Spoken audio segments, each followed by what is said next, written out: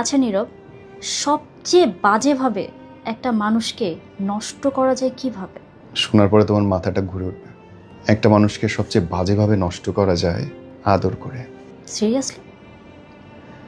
এত বেশি ভালো আমি তোমায় বাসবো, তোমার পায়ের উপরে একটা ধূলিকণা পড়তে দিব না, তোমার নাকের ডগায় শিশির জমতে আমি দিব না, তোমার চুলের খোপাটা যেন ফুলের ভারে ক্লান্ত না হয়ে যায় আমি সেটা হতে দিব না, রোদ লাগতে দিব না, চাঁদের আলো স্পর্শ করতে দেব না তোমাকে।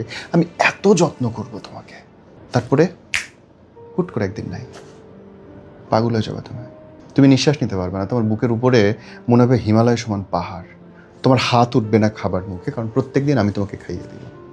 একটা মানুষকে ধ্বংস করার জন্য, মেরে ফেলার জন্য, নষ্ট করার জন্য আদর যথেষ্ট। যে কটা দিন থাকবে পাগলের মতো ভালোবাসবে, পাগলের মতো আদর করবে, তারপরে হুট করে একদিন নেই। আচ্ছা নীরব, সবচেয়ে বাজেভাবে একটা মানুষকে নষ্ট করা যায় কিভাবে? শোনার পরে তোমার মাথাটা ঘুরে উঠবে।